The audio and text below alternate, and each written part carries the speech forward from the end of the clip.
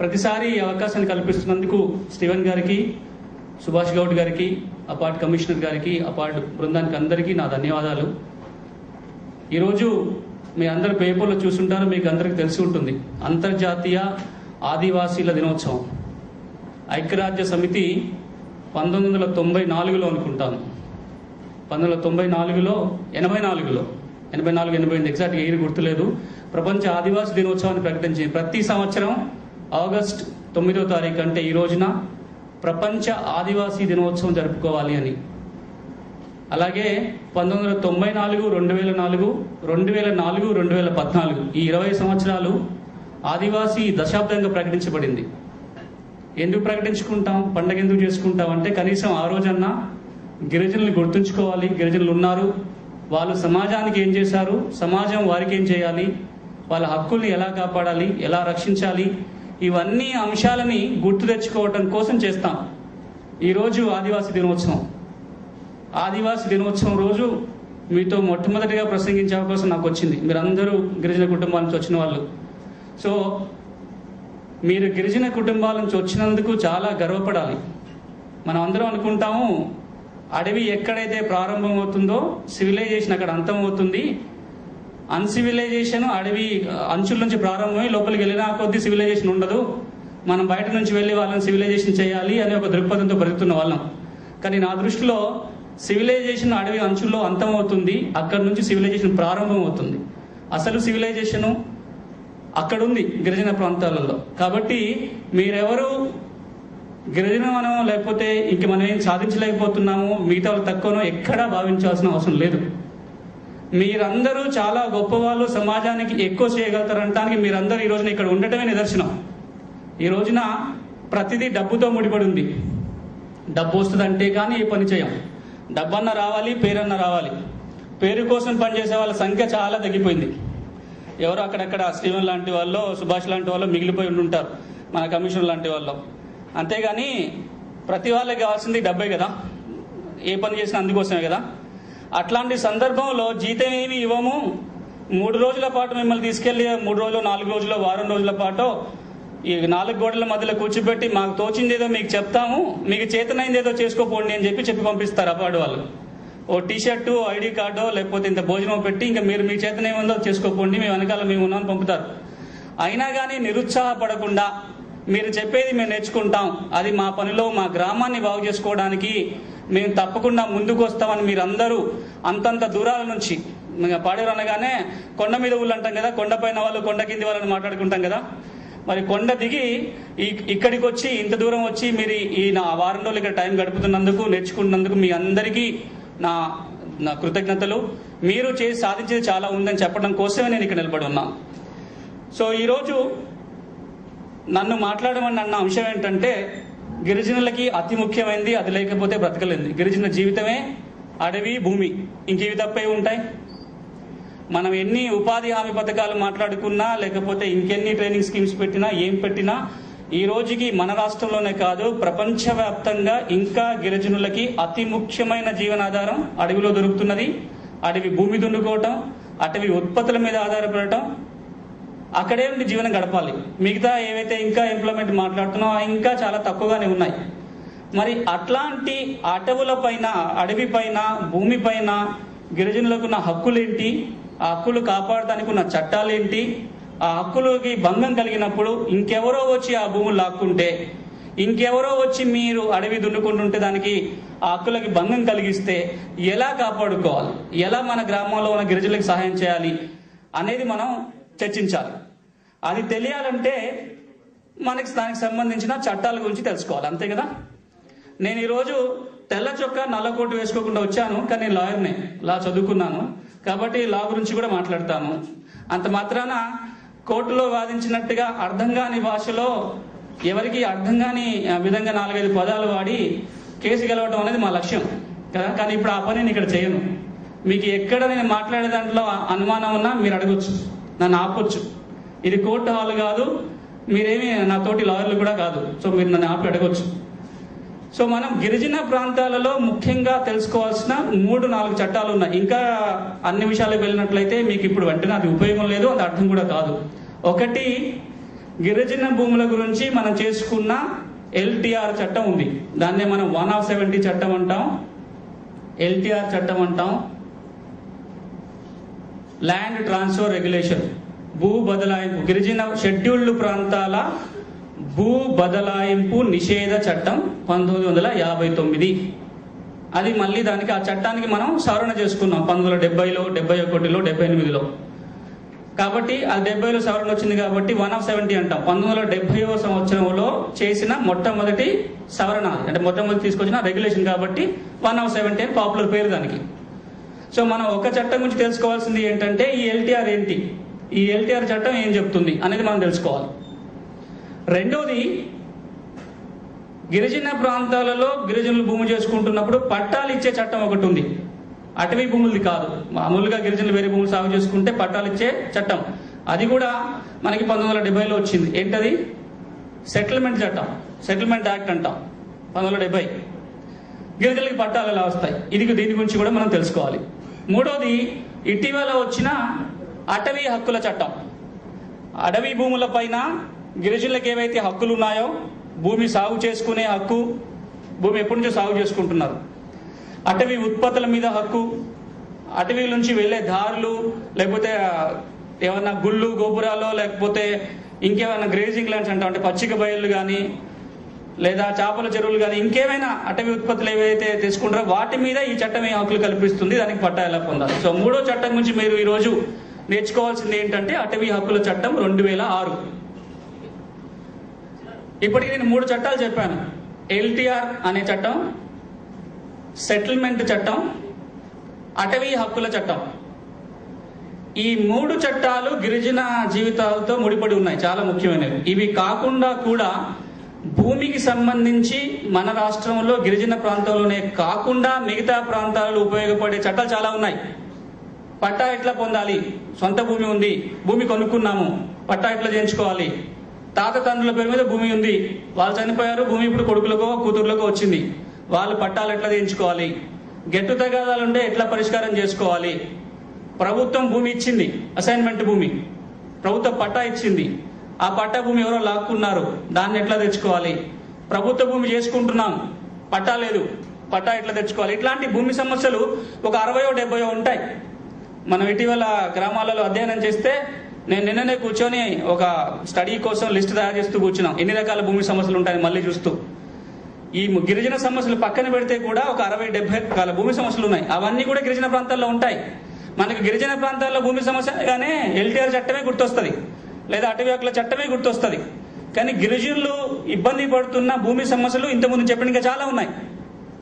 అది ప్రభుత్వ భూమికి పట్టా లేకపోవడం కావచ్చు, గెట్టు తగాదాలు కావచ్చు, వారసత్వం వచ్చి భూమికి పట్టాలు రాకపోవడం కావచ్చు, ఇట్లా చాలా చాలా సమస్యలు ఉంటాయి. వాటి గురించి కూడా నేను మీకు క్లుప్తంగా వివరించే ప్రయత్నం చేస్తా. సరే, మొట్టమొదటిగా ఎల్టీఆర్ చట్టం గురించి మాట్లాడుకుందాం. ఎల్టీఆర్ చట్టం ఏం చెప్తుంది అంటే, షెడ్యూల్డ్ ప్రాంతాలలో, మీరు రాసుకోవచ్చు ఈ పదాన్ని, షెడ్యూల్డ్ ప్రాంతాలలో ఉన్న స్థిరాస్తులను, ఇమూవబుల్ ప్రాపర్టీ అంటారు ఇంగ్లీష్లో, స్థిరాస్తులను గిరిజనులు లేదా గిరిజనులతో ఏర్పడిన సొసైటీ మాత్రమే భూములు కొనుక్కోవడానికి అవకాశం ఉంది. కొనడానికి కానీ కౌలుకు తీసుకోవడానికి కానీ ఏ విధంగానైనా భూములు పొందడానికి అవకాశం ఉంది. ఎవరికి? గిరిజనులకి. తర్వాత గిరిజనులతో ఏర్పడిన ఏదైనా సంఘం, సొసైటీ ఏమన్నా గిరిజనులు అందరూ పెట్టుకున్నట్లయితే ఆ సొసైటీ మాత్రం భూములు కొనుక్కోవచ్చు. స్థిరాస్తి అంటే ఏంటి? షెడ్యూల్డ్ ప్రాంతం అంటే ఏంటి? ఎలాంటి బదలాయింపు జరగదు, ఇవి మనం ముఖ్యంగా తెలుసుకోవాలి. స్థిరాస్తి అంటే ఏంటి? భూమికి ఏదైనా సరే పర్మనెంట్ గా ఫిక్స్ అయి ఉన్నదాన్ని స్థిరాస్తి అంటారు చట్టం భాషలో. ట్రాన్స్ఫర్ ఆఫ్ ప్రాపర్టీ యాక్ట్ అని ఒకటి ఉంటుంది ఆ చట్టం. చట్టం ప్రకారం ఏంటంటే స్థిరాస్తులను వేటిని అంటాం?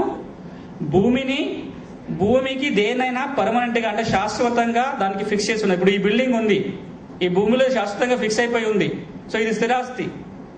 ఇప్పుడు ఈ వాచ్ ఉంది, ఇది స్థిరాస్తా చరాస్తా? భూమి కాదు, భూమికి పర్మనెంట్ గా ఫిక్స్ అయ్యలేదు. చెట్లు ఉన్నాయి, స్థిరాస్తులా చరాస్తులా? స్థిరాస్తులు. నేను చెట్టు కొట్టి పడేసి ఉంది అడవిలో, స్థిరాస్తా చరాస్తా? కానీ మీరన్న డెఫినేషన్ కరెక్టే, ఇంతకుముందు చెప్పిన ట్రాన్స్ఫర్ ఆఫ్ ప్రాపర్టీ యాక్ట్ ప్రకారం. కానీ ఎల్టీఆర్ చట్ట ప్రకారం అడవిలో కొట్టేసి పడేసిన చెట్లు మొదలు ఉంటాయి కదా, వాటిని అవి కూడా స్థిరాస్తి కిందే వస్తాయి. పంటలు ఉంటాయి, పంట ఇప్పుడు మనం వరి వేస్తాము లేకపోతే ఇంకో పంట వేసుకుంటాం, అది స్థిరాస్తా చరాస్తా? చరాస్తి. ఇంకెవరన్నా స్థిరాస్తి అని చెప్పేవాళ్ళు ఉన్నారా? అది ఎల్టీఆర్ చట్ట ప్రకారం స్థిరాస్తి అవుతుంది, అంటే ఇమూవబుల్ ప్రాపర్టీ అవుతుంది. ఏమేమి అవుతాయి? భూమి కావచ్చు, అక్కడ ఉన్న బిల్డింగ్లు కావచ్చు, చెట్లు కావచ్చు, పంట కావచ్చు, ఇవన్నీ కూడా స్థిరాస్తులే అవుతాయి. సో స్థిరాస్తి అంటే ఏంటో మనకు ఒకటి అర్థమైంది. షెడ్యూల్డ్ ప్రాంతంలో ఉన్న స్థిరాస్తుల గురించి మాత్రమే మనం మాట్లాడుకుంటున్నాం. హైదరాబాద్లో ఉన్న స్థిరాస్తి గురించి మాట్లాడట్లేదు, లేకపోతే అనకాపల్లిలో ఉన్న స్థిరాస్తి గురించి మాట్లాడట్లేదు. షెడ్యూల్డ్ ప్రాంతం అని దేన్ని అంటారు? ఎల్టీఆర్ చట్టం ఏమంటుందంటే షెడ్యూల్డ్ ప్రాంతంలో ఉన్న స్థిరాస్తిని గిరిజనేతరులకు బదలాయించకూడదు అని చెప్తుంటది. మరి షెడ్యూల్డ్ ప్రాంతం అంటే ఏంటి? భారత రాజ్యాంగం ప్రకారం ఏదైతే గిరిజన ప్రాంతాన్ని షెడ్యూల్డ్ ప్రాంతంగా ప్రకటిస్తారో దాన్నే మనం షెడ్యూల్ అంటే ఏంటి? ఏదో కాన్స్టిట్యూషన్ లో ఉన్న ఒక లిస్ట్ లో రాసి ఉన్న ప్రాంతం. ఏమున్నాయి మనకి ఆంధ్రప్రదేశ్లో షెడ్యూల్డ్ ప్రాంతాలు? మనం ఆదిలాబాద్ నుంచి మొదలు పెట్టినట్లయితే ఆదిలాబాద్లో ఉట్నూరు ఏజెన్సీ ఉంది, అది షెడ్యూల్డ్ ప్రాంతం. వరంగల్ జిల్లాలో ఏటూరు నాగారం ఏజెన్సీ ప్రాంతం, అది షెడ్యూల్డ్ ప్రాంతం. ఖమ్మం జిల్లాలో భద్రాచలం ఏజెన్సీ ఉంది. ఈస్ట్ గోదావరిలో రాంపచోడవరం ఉంది. వెస్ట్ గోదావరిలో కోట రామచంద్రాపురం కేఆర్పురం ఏజెన్సీ ఉంది. విశాఖపట్నం పాడేరు ఏజెన్సీ ఉంది. విజయనగరం పార్వతీపురం, శ్రీకాకుళం సీతంపేట. ఇవన్నీ మనకు మామూలుగా గుర్తొచ్చే ప్రాంతాలు. ఇవి కాకుండా కూడా మహబూబ్ నగర్ లో ఒక 2 మండలాలు కూడా షెడ్యూల్ ప్రాంతం కింద ఉన్నాయి. అంటే శ్రీశైలం చుట్టుపక్కల ఉన్న అక్కడక్కడ కొంత భాగం కూడా షెడ్యూల్డ్ ప్రాంతం కింద ప్రకటించబడి ఉంది. ఈ షెడ్యూల్డ్ ప్రాంతంలో ఏదైతే స్థిరాస్తి ఉంటుందో దీనిని గిరిజనేతలు ఏ విధంగా కానీ పొందడానికి వీల్లేదు. ఏ విధంగా అంటే కొనడానికి వీల్లేదు, కౌలుకు తీసుకోవడానికి వీల్లేదు, తాకట్టు పెట్టుకోవడానికి వీల్లేదు, ఇంకా ఏ విధంగానైనా దానంగా పొందడానికి వీల్లేదు. ఇంకా ఏ విధంగానైనా సరే గిరిజనుల భూముల్ని గిరిజనేతరులు పొందడానికి వీల్లేదు అనేది చట్టం. దాన్ని ఇంకొక విధంగా చూద్దాం. ఒక స్థిరాస్తి ఉందనుకోండి, గిరిజన ప్రాంతాలలో 4 రకాల ట్రాన్సాక్షన్ జరిగే అవకాశాలు మాత్రమే ఉన్నాయి. ఒకటి, గిరిజనుల భూముల్ని గిరిజనులు కొనుక్కోవటం. దాంతో మనకి ఏమైనా సమస్య ఉందా? ఒక గిరిజన భూమిని ఇంకొక గిరిజను కొనుక్కుంటుందా? ఒక గిరిజనుడి స్థిరాస్తి, ఇల్లు కావచ్చు, భూమి కావచ్చు, ఇంకేదైనా స్థిరాస్తిని ఇంకో గిరిజనుడు కొనుక్కుంటున్నాడు. అక్కడ మనకు సమస్య లేదు, ఎందుకంటే అంతిమంగా లబ్ధి పొందుతున్నది గిరిజనుడు కాబట్టి. రెండో రకమైన ట్రాన్సాక్షన్ గిరిజనేతర నుంచి గిరిజనుడు కొనుక్కుంటున్నారు, అంటే నాన్ ట్రైబల్ నుంచి ట్రైబల్ కొనుక్కుంటున్నారు. ఏమైనా అభ్యంతరమా? ఎందుకంటే భూమి వస్తున్నది గిరిజనుడికి కాబట్టి ఆ ట్రాన్సాక్షన్స్ లో అభ్యంతరం లేదు. మూడో రకమైన ట్రాన్సాక్షన్ గిరిజనుడి నుంచి గిరిజనేతరుడు కొనుక్కుంటున్నది, అంటే ట్రైబల్ నుంచి నాన్ ట్రైబల్. దీంట్లో మనకు ప్రాబ్లం ఉంటుంది, ఎందుకంటే గిరిజనేతరుడికి చేతిలోకి భూమి పోతుంది. నాలుగో రకమైన ట్రాన్సాక్షన్ గిరిజనేతరుడి నుంచి గిరిజనేతరుడు కొనుక్కోవటం, నాన్ ట్రైబల్ నుంచి నాన్ ట్రైబల్. ఇదేమైనా అభ్యంతరమా? ఒక నాన్ ట్రైబల్కి ఉన్న భూమిని ఇంకొక నాన్ ట్రైబల్ కొనుక్కుంటున్నాడు. అభ్యంతరం ఉన్నదన్న వాళ్ళ చేతులు ఎత్తండి. ఇలా అమ్మటం కొనటం కూడా అభ్యంతరమే గిరిజనులకి అని అనే వాళ్ళ చేతులు ఎత్తండి. అంటే మిగతా అక్కడ చేతులు ఎత్తిన వాళ్ళందరూ కూడా అభ్యంతరం కాదని మీరు భావిస్తున్నారు. నేను ఒక నాన్ ట్రైబల్ని, నాకు పాడేరులో 4 ఎకరాల పొలం ఉంది. సుదర్శన్ నా కొలిగి ఇంకొక లాయర్ ఇక్కడ నాతో పాటు వచ్చి ఉన్నారు. ఆయన ఒక నాన్ ట్రైబల్, నా భూమిని నేను సుదర్శన్కి అమ్ముతున్నా. మీరందరూ అంటున్నారు దానివల్ల అభ్యంతరం లేదు అని. అదే కదా చట్టం ఏం చెప్తుంది? పోనీ మాట్లాడాలి, ఎవరైనా ఒకరు గట్టిగా మాట్లాడి వినపడుతుంది, లేచి మాట్లాడితే వినపడుతుంది. మైక్ కోసం చూడాల్సిన పని లేదు.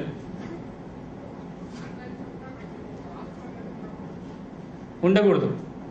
ఓకే, ఉంటే ఏంటి నష్టం? ఇప్పుడు అది ట్రైబల్ భూమి కాదు.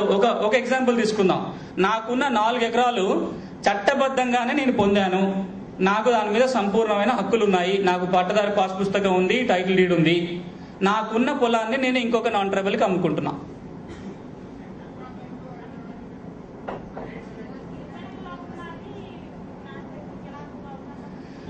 ఎలా అవకాశం వచ్చిందని కూడా మాట్లాడాలి. ఇప్పుడు దీంట్లో రెండు ప్రశ్నలు. ఒక ప్రశ్న, ఒక నాన్ ట్రైబల్ ఇంకొక నాన్ ట్రైబల్ కి అమ్ముకోవటం కరెక్టా కాదా అనేది ఒక సమస్య. రెండో సమస్య, అసలు ఈ నాన్ ట్రైబల్ కి భూమి ఎక్కడి నుంచి వచ్చింది? అసలు ఇష్యూలన్నీ ఇక్కడి నుంచి వచ్చాయి కదా. మనం చరిత్రలోకి 100 ఏళ్ల వెనక్కో 150 ఏళ్ల వెనక్కో వెళ్ళి చూసినట్లయితే, ఇప్పుడు మనం ఏదైతే షెడ్యూల్డ్ ప్రాంతం అంటున్నామో అక్కడ గిరిజనులు మాత్రమే ఉండేవాళ్ళు. గిరిజనేతరులు వలస వెళ్ళారు. అక్కడికి వలస వెళ్ళి అక్కడ భూముల్ని తీసుకోవటం కానీ ఆస్తులు సంపాదించుకోవడం కానీ మొదలుపెట్టారు. ఒకప్పుడు అక్కడ ఎవరు లేరు. గిరిజన సంస్కృతి ప్రకారం గిరిజనేతలతో కలిసి ఉండటం కష్టం. ఎందుకంటే ఇక్కడ ఉన్న అలవాట్లు వేరు, వీళ్ళకున్న పద్ధతులు వేరు, కాబట్టి కలిసి ఉండలేరు. అందుకే ఎల్టీఆర్ చట్టం ఏమంటుంది అంటే, చరిత్రని ఒప్పుకుంటూ గిరిజన ప్రాంతాలలో, అది షెడ్యూల్డ్ ప్రాంతాలలో భూములన్నీ ఒకప్పుడు గిరిజనులకు చెందినవే. It is presume that all immovable property in tribal area, scheduled area belongs to tribals only. అంటే షెడ్యూల్డ్ ప్రాంతంలో ఉన్న స్థిరాస్తి ఒకప్పుడు గిరిజనులకు చెందిందే. ఒకవేళ ఏ గిరిజనేతరుడికైనా భూమి కానీ స్థిరాస్తి కానీ ఉన్నట్లయితే ఎల్టీఆర్ చట్టాన్ని ఉల్లంఘించి పొందలేదు అని ఆయన నిరూపించుకోవాలి. లేదా ఆమె నేను నాన్ ట్రైబల్ని, నాకు నా ఇంతకు చెప్పిన ఉదాహరణలో 4 ఎకరాల పొలం ఉంది పాడేరులో, అది ఎవరైనా నా మీద కేసు పెట్టారనుకో, నువ్వు గిరిజనుల భూములు కొట్టేసావనో లేకపోతే నీకు భూమి ఇక్కడ ఉండకూడదని కేసు పెట్టారనుకో, నేను నిరూపించుకోవాలి. ఏమని?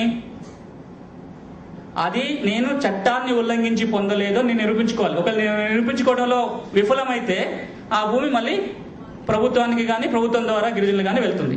సో ఇక్కడకున్న కేసులో ఏంటి? ఒకటి, నాకు చట్టబద్ధంగా భూమి వచ్చిన ఎల్టీఆర్ చట్టం ఏమంటుంది అంటే ఈ రెండింటి గురించి మాట్లాడుతుంది. ఏ రెండింటి గురించి? ట్రైబల్ నుంచి నాన్ ట్రైబల్కి భూమి పోతే చట్టం ఏం చెప్తుందో చూడాలి, నాన్ ట్రైబల్ నుంచి నాన్ ట్రైబల్కి భూమి పోతే చట్టం ఏం చెప్తుందో చూడాలి. ఈ 1959లో ఈ చట్టం రాకముందు, ఎల్టీఆర్ చట్టం రాకముందు పరిస్థితి ఏంటి అంటే, ఒక నాన్ ట్రైబల్ నుంచి భూమి కొనుక్కోవాలంటే కొనుక్కోవచ్చు, కానీ ఏజెంట్ యొక్క అనుమతి పొందాలి అని రూల్ ఉండేది. మన స్వాతంత్రానికి పూర్వం కూడా ఆంధ్ర ప్రాంతంలో 1917వ సంవత్సరం నుంచే ఎల్టీఆర్ చట్టం అమల్లో ఉంది. తెలంగాణ ప్రాంతంలో 1963లో వచ్చింది ఎల్టీఆర్ చట్టము. ఆంధ్ర ప్రాంతంలో ఖమ్మంలో ఉన్న భద్రాచలంతో కలుపుకొని, భద్రాచలము తర్వాత రంపచోడవరము, కోటరామచంద్రపురం, పాడేరు, పార్వతీపురం, సీతంపేట ఇవన్నీ గిరిజన ప్రాంతాలలో కూడా మనం ఏదైతే ఎల్టీఆర్ చట్టం అంటున్నామో 1917వ సంవత్సరం నుంచి అమల్లో ఉంది. ఆ చట్టం ఏమంటుందంటే, ట్రైబల్ నుంచి కూడా నాన్ ట్రైబల్ భూమి కొనుక్కోవచ్చు, కానీ అలా కొనుక్కునే ముందు ఏజెంట్ యొక్క అనుమతి, అంటే కలెక్టర్ కానీ అక్కడ పిఓఐటీడీ, ఇప్పుడైతే పిఓఐటీడీ ఉన్నారు, అంతకుముందు కలెక్టర్లు ఉండేవాళ్ళు, ఆయన అనుమతి పొంది కొనుక్కోవాలి, లేకుండా కొనుక్కోవడానికి వీల్లేదు. 1959 చట్టం వచ్చిన తర్వాత అసలు ఏ విధంగా కూడా కొనడానికి వీల్లేదు అని చెప్పింది చట్టం. అనుమతులు కూడా ఏమి ఉండవు. ఒక ట్రైబల్ నుంచి నాన్ ట్రైబల్ ఎట్టి పరిస్థితుల్లో ఏ విధంగా కూడా స్థిరాస్తి పొందడానికి వీల్లేదు అని చెప్పింది ఎల్టీఆర్ చట్టం. 1970వ సంవత్సరంకి వచ్చేసరికి, 1970వ సంవత్సరంలో మనం ఏదైతే సవరణ చేసుకున్నాం ఎల్టీఆర్ చట్టానికి, ఆ సవరణ ఏమంటుంది అంటే, ట్రైబల్ నుంచి నాన్ ట్రైబల్ కొనటం మాత్రమే కాదు, ఒక నాన్ ట్రైబల్ నుంచి ఇంకొక నాన్ ట్రైబల్ కూడా కొనడానికి వీల్లేదు అని రూల్ పెట్టారు. ఎప్పటి నుంచి అది? 1970వ సంవత్సరం నుంచి ఆ రూల్ పెట్టారు. ఎందుకు పెట్టారు ఆ రూల్ అనేది మనం ఒకసారి కనుక చూస్తే, ఈ రూల్ పెట్టడం చెల్లదు అని చెప్పి కొంతమంది హైకోర్టుకు వెళ్ళారు. అట్లెట్లా పెడతారు మీరు? ఒక నాన్ ట్రైబల్కి భూమి ఉంటే ఇంకెవరికి అమ్ముకోవాలి? ఒక నాన్ ట్రైబల్కి అమ్ముకుంటే ఒక ట్రైబల్కి అమ్ముకోగలుగుతాడు, ఒక నాన్ ట్రైబల్ ఇంకో నాన్ ట్రైబల్కి ఎందుకు అమ్ముకోకూడదు? ఇది భారత రాజ్యాంగంలో హక్కుల ఉల్లంఘన అవుతుంది అని చెప్పి హైకోర్టుకు వెళ్ళారు. హైకోర్టు నుంచి కేసు కాస్త సుప్రీంకోర్టు దాకా పోయింది. సుప్రీంకోర్టులో జడ్జి గారు చాలా అద్భుతమైన మాటలు చెప్తారు ఎందుకు పెట్టాలి ఈ రూల్ అనే దాని మీద. ఒకటి ఏమంటారంటే, గిరిజనులకి గిరిజనేతరులకు మధ్య పోటీ అంటే, ఒక కాలు లేని వ్యక్తికి 2 కాళ్ళతో బ్రహ్మాండంగా పరిగెత్తే వ్యక్తికి మధ్యలో పోటీ పెడితే ఏ విధంగా ఉంటుందో, ఒక గిరిజనుడికి ఒక గిరిజనేతరికి మధ్యలో కనుక పోటీ పెడితే ఆ విధంగా ఉంటుంది. కాబట్టి వీళ్ళని మనం రక్షించాలి అనే ఒక మాట చెప్తారు. రెండో మాట ఏమంటారంటే, మీరు నాన్ ట్రైబల్ నుంచి నాన్ ట్రైబల్ అమ్ముకుంటే కొనుక్కుంటే నష్టం ఏంటి ట్రైబల్స్కి అంటున్నారు. ఒక్కసారి లోతుగా పరిశీలన చేస్తే, ఒక ట్రైబల్ గ్రామం తీసుకుందాం. ఓ ట్రైబల్ గ్రామంలో ఓ 100 ఎకరాల భూమి ఉంది, ఓ 100 కుటుంబాలు నివసిస్తున్నాయి. ఒక ఉదాహరణకు చెప్తున్నాను. ఓ 100 ఎకరాల భూమి ఉంది, 100 కుటుంబాలు ఆ గ్రామంలో నివసిస్తున్నాయి. ఈ 100 కుటుంబాలలో 90 కుటుంబాలు గిరిజన కుటుంబాలు, ఒక 10 కుటుంబాలు మాత్రం నాన్ ట్రైబల్ గిరిజనేతర కుటుంబాలు. ఆ భూమిలో కూడా 90 ఎకరాలు గిరిజనులకు ఉంది, 10 ఎకరాలు గిరిజనేతరులకు ఉంది, నాన్ ట్రైబల్కి. ఇప్పుడు మనం కనుక నాన్ ట్రైబల్ నుంచి నాన్ ట్రైబల్ కొనొచ్చు అమ్మొచ్చు అని కనుక ఒప్పుకున్నట్లయితే, దాన్ని అలో చేసినట్లయితే, అప్పుడు ఏమవుతుంది? 10 మంది నాన్ ట్రైబల్స్ కాస్త 20 మంది కావచ్చు, 30 మంది కావచ్చు, 40 మంది కావచ్చు. భూమి మాత్రం అంతే ఉండొచ్చు. 90 ఎకరాలు ట్రైబల్కి ఉంటుంది, 10 ఎకరాలు నాన్ ట్రైబల్కి ఉంటుంది. కానీ నాన్ ట్రైబల్ సంఖ్య పెరుగుతుంది. ఒక్కసారి నాన్ ట్రైబల్ సంఖ్య కనుక పెరిగినట్లయితే ట్రైబల్స్ వాళ్ళతో కలిసి ఉండటం కష్టం అవుతుంది. వాళ్ళు అడవి లోపలికి నెట్టివేయబడతారు. ఆ గ్రామం కాస్త కొంతకాలానికి పూర్తిగా నాన్ ట్రైబల్ చేతికి వెళ్తుంది. కాబట్టి నాన్ ట్రైబల్ నుంచి నాన్ ట్రైబల్ భూములు కొనటం కూడా నిషేధించటం సరి అయినదే అని సుప్రీంకోర్టు తీర్పిచ్చింది 1970లో సవరణ నుంచి. అంటే 1970వ సంవత్సరం తర్వాత ఏ నాన్ ట్రైబల్ కూడా ఇంకో నాన్ ట్రైబల్ నుంచి కూడా భూములు కొనడానికి వీల్లేదు. మనం ఇక్కడ ఒకటి గుర్తుపెట్టుకోవాలి, ఎల్టీఆర్ చట్టాలన్నీ కూడా చట్టం చేసిన రోజు నుంచి అమల్లోకి వస్తాయి, పాత వాటికి వర్తించవు. 1959లో అన్నాము ఏజెంట్ అనుమతి తీసుకోకుండా కొనుక్కోవడానికి వీల్లేదు అన్నాం, అప్పటి నుంచే వర్తిస్తుంది. 1959 నుంచే చూడాలి. నాన్ ట్రైబల్ నుంచి నాన్ ట్రైబల్ కొనకూడదు అన్నాం, ఎప్పటి నుంచి చూడాలి మనం? 1970 నుంచే చూడాలి. ఇది మీరు కీలకంగా గుర్తుపెట్టుకోండి. చట్ట ఉల్లంఘన ఎలా జరుగుతుందో మీకు అర్థం కావాలంటే ఇవి మీకు ముందు క్లియర్గా తెలియాలి. అవి కూడా మాట్లాడుతాను నేను. 1970 తర్వాత నాన్ ట్రైబల్ నుంచి నాన్ ట్రైబల్ భూములు కొనడానికి వీలేదు. ఇక్కడ వరకు అర్థమైందా? మరి ఎవరికి అమ్ముకోవాలి? గిరిజనులకు మాత్రమే అమ్మాలి. ఒక నాన్ ట్రైబల్ భూమి అమ్మదలుచుకుంటే ఎవరికి అమ్మాలి? మరి గిరిజనులు కొనడానికి ముందుకు రావట్లేదు, వాళ్ళ పరిస్థితి ఏంటి? అందుకే అది కోర్టులో వాళ్ళు చెప్పడం వల్ల ప్రభుత్వం వెంటనే ఒక సవరణ చేసింది ఎల్టీఆర్కి 1971 సంవత్సరంలో. ఏమన్నారు? ఎవరైనా సరే నాన్ ట్రైబల్ భూములు అమ్ముకోవాలనుకుంటే గిరిజనులు ముందుకు రాకపోతే కొనడానికి ప్రభుత్వమే కొనాలి. ఆ భూమిని ప్రభుత్వం నిర్దేశించిన రేటు ప్రకారం ప్రభుత్వం కొంటుంది. కొని ఏం చేస్తుంది? ఆ భూమిని మళ్ళీ గిరిజనులకు ఇవ్వాలి, నాన్ ట్రైబల్కి ఇవ్వడానికి వీల్లేదు. ఇదివరకు అర్థమైందా? ఎల్టీఆర్ చట్టం చాలా స్పష్టంగా ఉంటుంది. దానికోసం జుట్టు పీక్కోవాల్సిన పని లేదు. ఎల్టీఆర్ చట్టాన్ని అర్థం చేసుకోవడానికి చాలా క్లియర్గా ఏంటంటే, షెడ్యూల్డ్ ప్రాంతంలో గిరిజనులు లేదా గిరిజనులతో ఏర్పడ్డ సొసైటీకి మాత్రమే స్థిరాస్తులు కలిగి ఉండాలి, పొందాలి, ఇంకెవరు పొందడానికి వీలేదు. ఒకవేళ పొందారే అనుకుందాం, ఏమవుతుంది? చట్టాన్ని ఉల్లంఘించి పొందారు అయితే ఏమవుతుంది? ఎవరి దగ్గర కేసు పెట్టాలి? ఎవరి దగ్గర? ఏ కోర్టుకు పోవాలి? అంటే పాడేరు నుంచి చక్కగా హైదరాబాద్ బస్ ఎక్కేసి వస్తారు, ట్రైన్ ఎక్కువ బస్ ఎక్కువ ఇక్కడికి వచ్చి కేసు పెడతారు హైకోర్టులో. మీ పక్కనే ఉంటుంది కోర్టు, హైదరాబాద్తో పని లేదు. ఎస్డిసి ట్రైబల్ వెల్ఫేర్ కోర్టు అని ఒకటి ఉంటుంది, ప్రతి గిరిజన ప్రాంతంలో ఉంటుంది. అక్కడ నా కేసు పెట్టవచ్చు. లేదా ఆర్టీఓ ఉంటాడు, సబ్ కలెక్టర్ కానీ ఆర్టీఓ. పాడేరు అయితే సబ్ కలెక్టర్ ఉంటారు, సబ్ కలెక్టర్ కోర్టులోనైనా కేసు పెట్టవచ్చు. ఈ రెండింటిలో ఎక్కడైనా సరే ఎవరైతే గిరిజనులు భూములు కోల్పోతారో వాళ్ళు కేసు పెట్టవచ్చు. గిరిజనులే పెట్టాలా కేసు? మీరు కూడా పెట్టవచ్చు, ఎవరైనా పెట్టవచ్చు.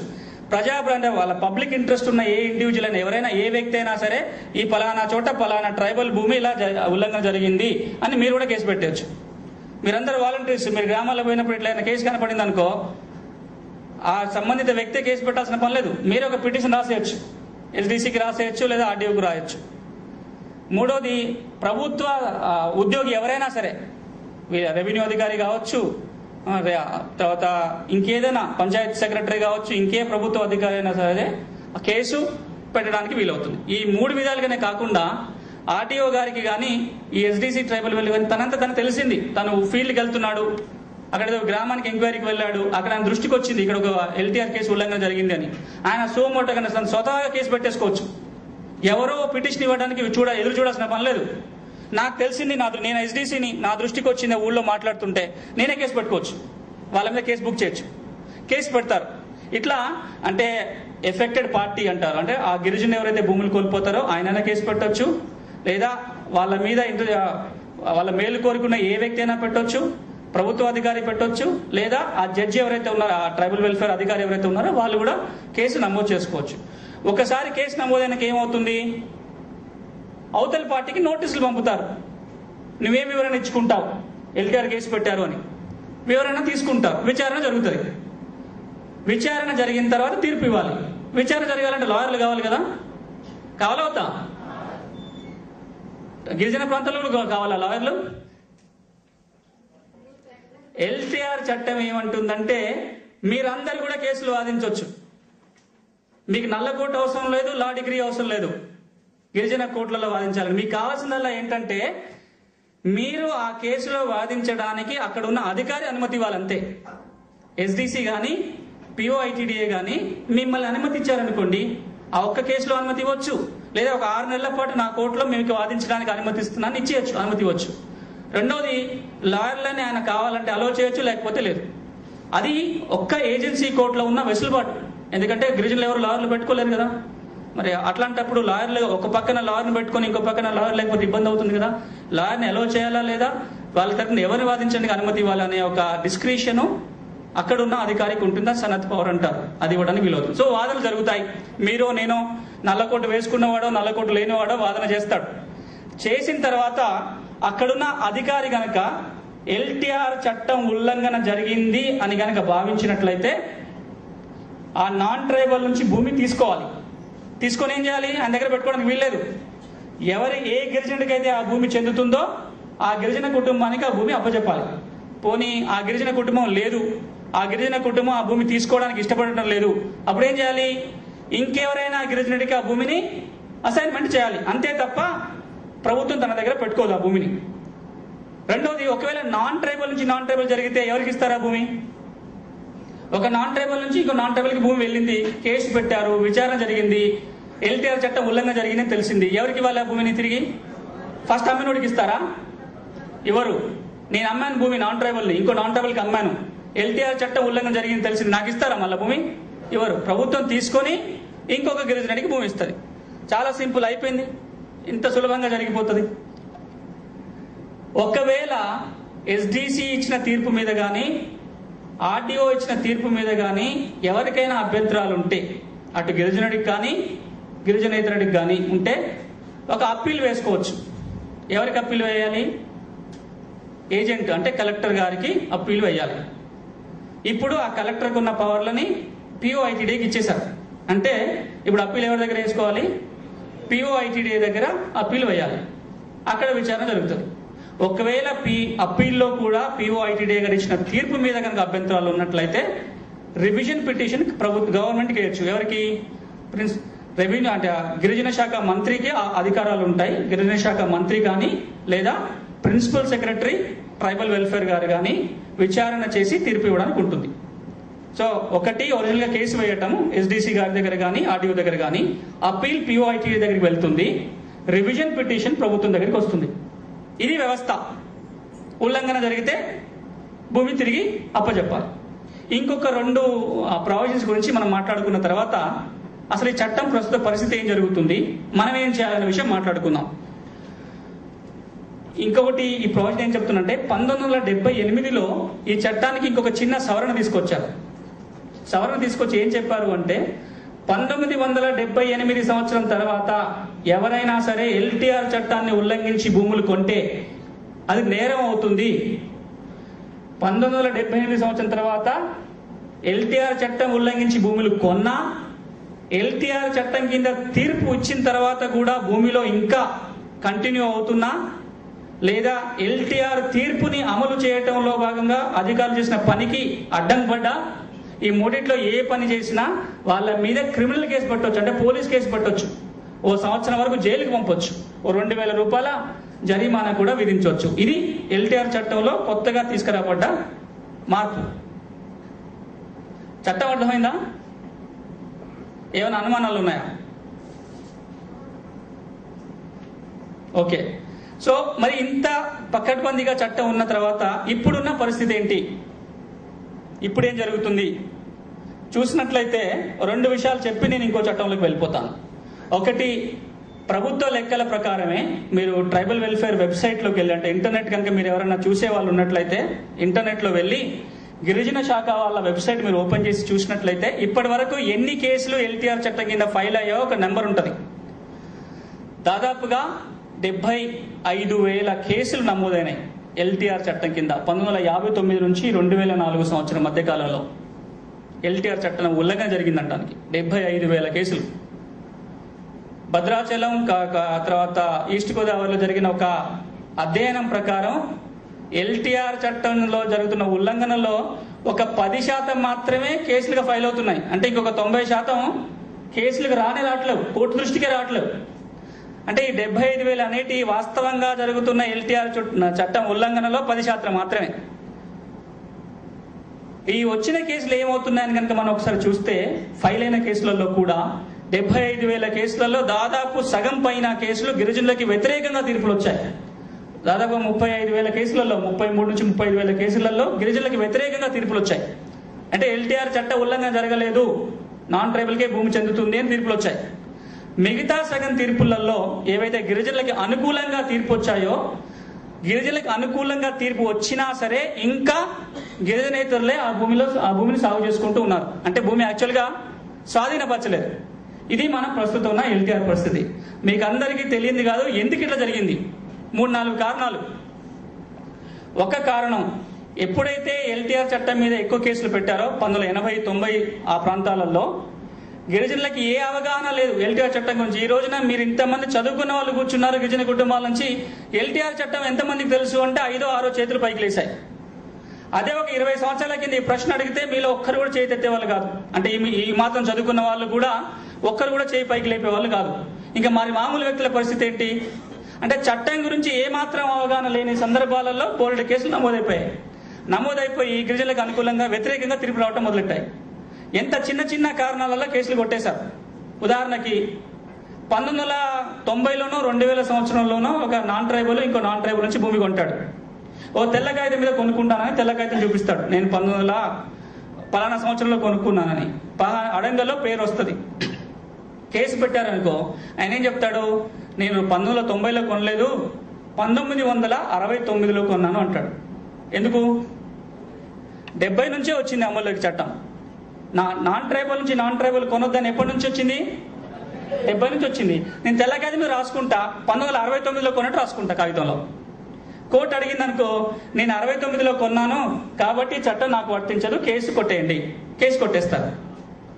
కానీ ఆ టైంలో ఎవరైనా సరే గిరిజనుల వైపు నిలబడి నువ్వు 69లో కొంటానంటున్నావు కదా, ఈ తెల్ల కాగితం అనేది చట్ట ప్రకారం ఎవిడెన్స్గా అంటే సాక్ష్యంగా స్వీకరించబడదు, నువ్వు వేరే కాగితం చూపించు అంటారు. పహాని చూపిస్తాడు సాక్ష్యంగా. పహాని 1969 చూపించు అని అడిగారని ఎవరన్నా చూపించలేడు. 1969 పహానిలో ఆయన పేరు ఎక్కడి నుంచి వస్తాడు? కేసులు పోయేది నిలబడేటి. నేను ఆ విధంగా 6,000 కేసు ఫైల్స్ స్టడీ చేశాను. ఆదిలాబాద్ నుంచి మొదలు పెడితే పాడేరు వరకు గిరిజనులకి అనుకూలంగా వ్యతిరేకంగా వచ్చిన తీర్పులు చూస్తే చాలా కేసులలో చిన్న కారణాలు, అంటే అటు పక్కన ఒక ముక్క అడిగేవాడు లేకపోయినప్పుడు కేసులు కొట్టేయడం. రెండోది, అనుకూలంగా ఉన్న అధికారులు ఉన్నప్పుడు వాళ్ళే కేసులు పెట్టుకున్నారు. నాన్ ట్రైబల్స్ ఒక ఆర్డర్ తెచ్చేసుకుంటారు.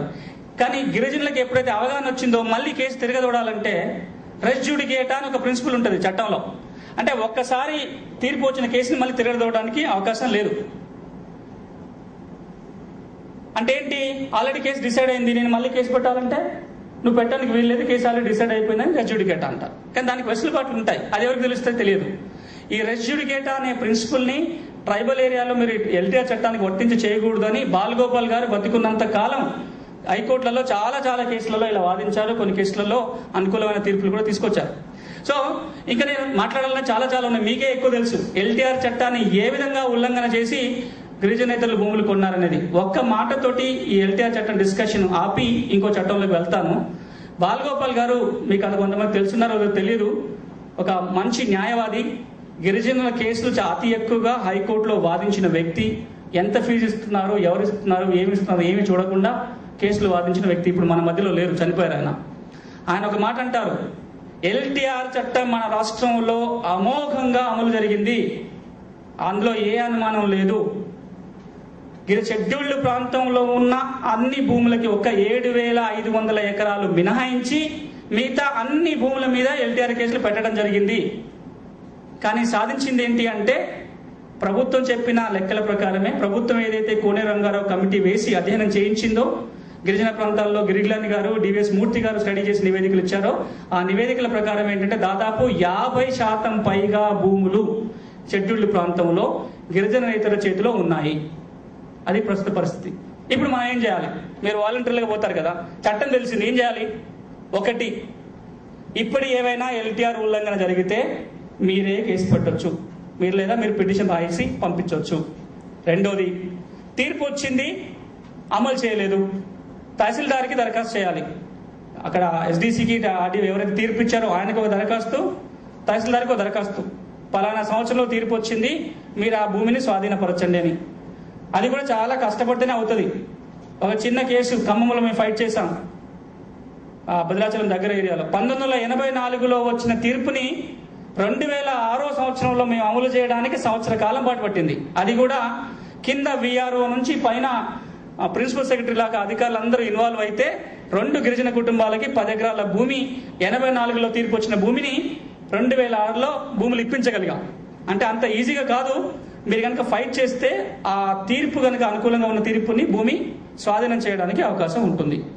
మూడోది, ఏవైతే గిరిజనులకు వ్యతిరేకంగా తీర్పులు వచ్చిన కేసులు ఉంటాయో వాటిని అప్పీల్ వేయడానికి కానీ లేదా గవర్నమెంట్ రివిజన్ తీసుకురావడానికి కానీ మళ్ళీ ఒక్కసారి తిరగదోడడానికి అవకాశం ఉంది. అలా తిరగతోడి అప్పీల్స్ ఫైల్ చేయండి అని కోనేరు రంగారావు కమిటీ నివేదిక కూడా చెప్పింది. కోనేరు రంగారావు కమిటీ ఏదైతే ఉందో భూముల సమస్యలను అధ్యయనం చేయడానికి ప్రభుత్వం వేసిన కమిటీ, అందులో 40కి పైగా సిఫార్సులు గిరిజన భూములకు సంబంధించే ఉన్నాయి. గిరిజన భూముల కొట్లాటలో పోలీసు వాళ్ళు ఇంటర్వ్యూని కావద్దని, సెటిల్మెంట్ల కేసులన్నీ మళ్ళీ తిరగదోడండి అని, ఎల్టీఆర్ కేసు తిరగదోడండి అని చాలా చాలా సిఫార్సులు ఇచ్చింది. సో ఇక్కడ నుంచి మనం ఫీల్డ్కి వెళ్తే చేయగలిగే 2-3 పనులలో ఇవి. ఎల్టీఆర్ కేసు ఫైల్ చేయడంలో సహాయం చేయడం కావచ్చు, భూమి తీర్పు వచ్చిన తర్వాత భూమి పొందడంలో సహాయం చేయడం కావచ్చు, అప్పీలో రివిజన్ వేయడంలో సహాయం చేయడం కావచ్చు. మీరు చేయొచ్చు. పోనీ మీరు చేయలేకపోయినా సహాయం పొందడానికి ఎక్కడికి పోవాలో మీరు చెప్పవచ్చు. ఎక్కడికి పోవాలో కూడా నేను మళ్ళీ మాట్లాడతాను. ఇది ఎల్టీఆర్ చట్టం. ఇప్పుడు ఇంకా రెండో చట్టం, దాని గురించి నేను 2 నిమిషాలు చెప్పేయచ్చు. ఏంటా చట్టం?